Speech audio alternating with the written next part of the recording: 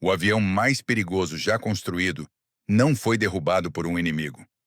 Ele foi destruído pelas próprias pessoas que o criaram.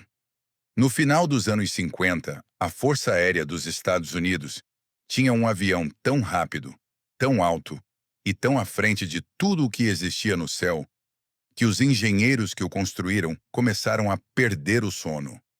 Não porque estava falhando, porque estava funcionando bem demais. Essa é a história do XB-70 Valkyrie, um bombardeiro que voava 3 vezes a velocidade do som, alcançava altitudes onde o céu fica preto e fazia com que todo o avião militar do planeta parecesse um brinquedo. E a história de por que o governo americano, discretamente, o enterrou antes que ele visse um único dia de combate. Para entender por que esse avião foi um negócio tão sério, você precisa voltar para a Guerra Fria. Início dos anos 60. Os EUA e a União Soviética estão travados numa corrida, não só por armas nucleares, mas por sistemas de entrega. Quem consegue carregar uma bomba mais longe, mais rápido, mais alto? Na época, os bombardeiros eram a principal resposta.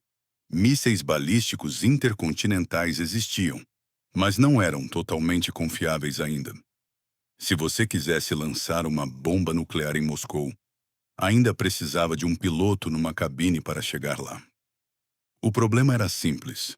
Os mísseis terra-ar estavam ficando cada vez melhores. Os soviéticos melhoravam suas defesas antiaéreas todo ano.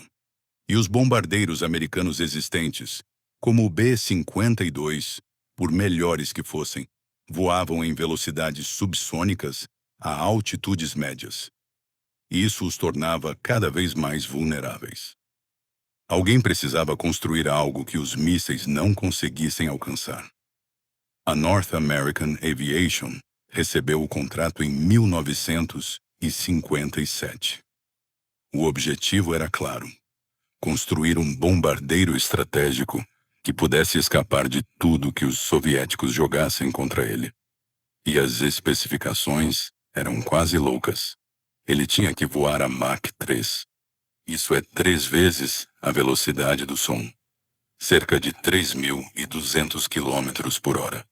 Rápido o suficiente para ir de Nova York a Londres em menos de 2 horas. Tinha que fazer isso a 70 mil pés. Isso é mais de 21 quilômetros de altitude. Alto o suficiente para estar acima de 98% da atmosfera da Terra. Alto o suficiente para que você precisasse de um traje pressurizado só para sobreviver se algo desse errado. E tinha que carregar uma carga nuclear. Os engenheiros da North American olharam para esses requisitos e tiveram que, basicamente, reinventar a aviação do zero. O negócio de voar a Mach 3 não é só um problema de velocidade, é um problema de calor. Quando você empurra um avião pelo ar nessa velocidade, o atrito com a atmosfera gera um calor enorme. As bordas dianteiras das asas, o nariz, a fuselagem, tudo é cozinhado. A Mach 3, as temperaturas na superfície do avião podem passar de 330 graus Celsius. Quente o suficiente para derreter alumínio, que é o material com que a maioria dos aviões é feita. Então o Valkyrie foi construído quase inteiramente de aço inoxidável e titânio, materiais que aguentam o calor. O design das asas era diferente de tudo que já tinha sido feito. Era uma asa delta, uma forma triangular enorme, com 32 metros de ponta a ponta. O avião era gigantesco, com 57 metros de comprimento. Era maior do que a maioria dos aviões comerciais que voam hoje. Mas a parte mais inteligente do projeto não eram os materiais, nem o tamanho. Era algo chamado sustentação por compressão. Funciona assim. Quando você voa a Mach 3, seus motores criam ondas de choque enormes embaixo do avião. Normalmente, essas ondas de choque só escapam para os lados e são desperdiçadas. Mas os engenheiros do Valkyrie dobraram as pontas externas das asas para baixo. Chamavam de winglets, para capturar essas ondas de choque e literalmente surfar em cima delas. O avião surfava nas próprias ondas de choque. Isso dava sustentação extra, com quase nenhum custo adicional de combustível. Ninguém tinha feito isso antes. Os motores eram 6 turbojatos General Electric YJ-93, organizados em 2 fileiras embaixo do corpo do avião. Juntos, produziam empuxo suficiente para fazer o avião inteiro parecer que estava sendo empurrado pela mão de Deus. Quando o primeiro protótipo saiu do hangar em Palmdale, na Califórnia, em 1964, até os engenheiros que o construíram ficaram em silêncio por um momento. Ele parecia que já estava em alta velocidade mesmo parado no chão. A configuração das asas, a fuselagem branca, que na verdade era um revestimento especial projetado para refletir o calor. As 2 caudas verticais, o nariz fino como uma agulha. Não parecia um avião militar. Parecia algo de 20 anos no futuro. O primeiro voo aconteceu em 21 de setembro de 1964. O piloto de teste Alvin White e o copiloto Joseph Cotton entraram e levantaram voo. O avião voou, mas estava longe das especificações de projeto ainda. Isso levaria meses de testes. Enquanto o XB-70 ainda estava em testes, algo aconteceu que mudou toda a lógica estratégica do programa. Em 1º de maio de 1960, um avião espião U-2, pilotado por Francis Gary Powers, foi abatido sobre a União Soviética. O U-2 voava a cerca de 70 mil pés, extremamente alto para a época, e os soviéticos conseguiram acertá-lo com um míssil terra-ar. Isso mandou uma onda de choque pelo Pentágono. Se eles conseguiram derrubar um U-2 a 70 mil pés, o que impediria de desenvolverem um míssil capaz de acertar um XB-70 voando a Mach 3? Velocidade e altitude tinham sido as 2 principais defesas do Valkyrie. De repente, essas defesas não pareciam tão sólidas quanto todo mundo tinha assumido. E então, a União Soviética fez algo que piorou ainda mais a situação. Anunciaram o desenvolvimento de um novo sistema de mísseis antiaéreos, o S-A-5 Gammon, projetado especificamente para engajar alvos de alta altitude e alta velocidade. E havia rumores de um interceptador sendo desenvolvido. O MiG-25, um caça construído especificamente para pegar algo como o Valkyrie. A lógica militar que tinha criado o XB-70 estava desmoronando em tempo real. Ao mesmo tempo, os ICBMs, mísseis balísticos intercontinentais, estavam se tornando mais confiáveis. Eram mais rápidos do que qualquer avião, não podiam ser interceptados e não precisavam de uma tripulação humana arriscando a vida sobre território inimigo. Se você conseguia lançar uma arma nuclear de um míssil disparado do solo americano ou de um submarino, por que precisaria de um bombardeiro, a Mach 3? O secretário de Defesa, Robert McNamara, começou a ter sérias dúvidas sobre o programa.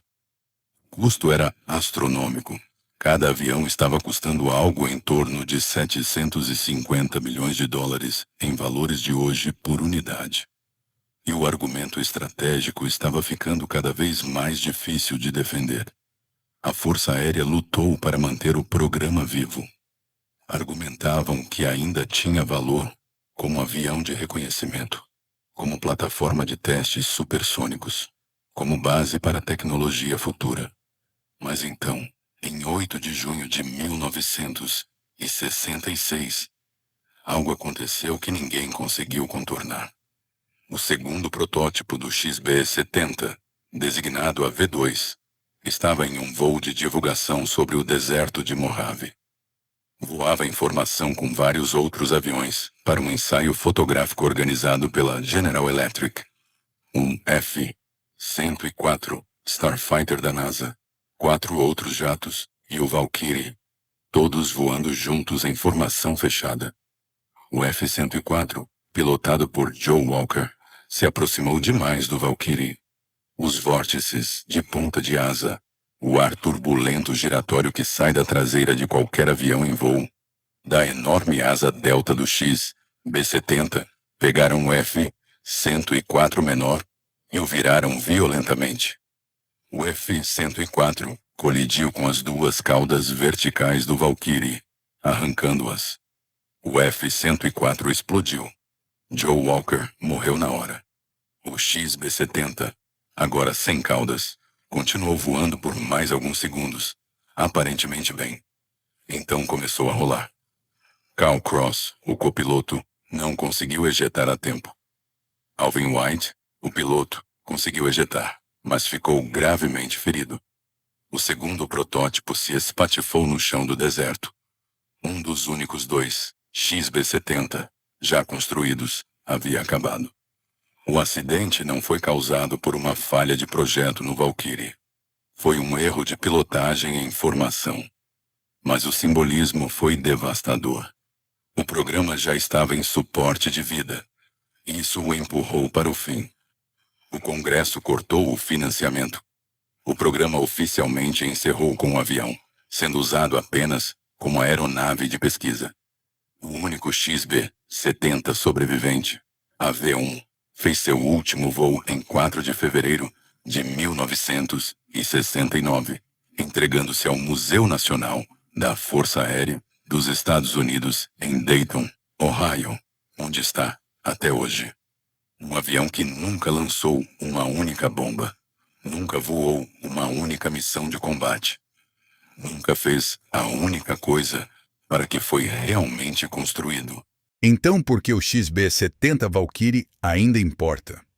Porque ele representa algo que acontece muito na aviação militar.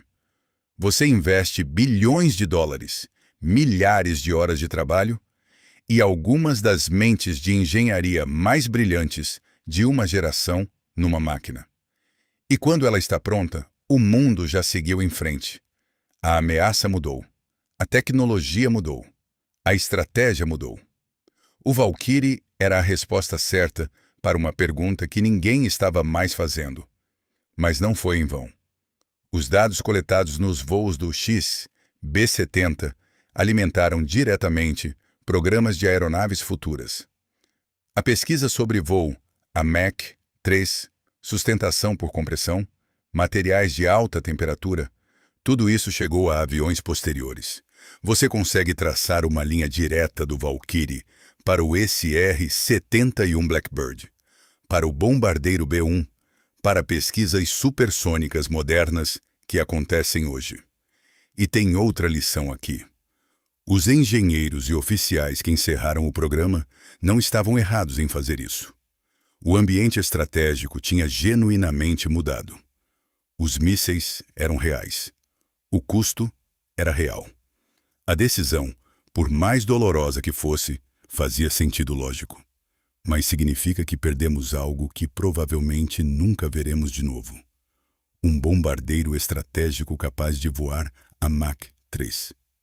Nada desde então foi projetado para fazer o que o Valkyrie fazia. É improvável que construamos algo assim de novo. Existem apenas alguns aviões na história em que você consegue olhar e dizer: essa máquina estava genuinamente à frente do seu tempo. O XB-70 Valkyrie está no topo dessa lista. Ele assustou os próprios criadores. Não porque falhou, mas porque funcionou. E ninguém estava preparado para o que isso significava. Se você aprendeu algo novo aqui hoje, já deixa o like para eu saber que esse tipo de conteúdo vale a pena continuar trazendo. Se você quer continuar nessa história, o próximo vídeo está ali te esperando.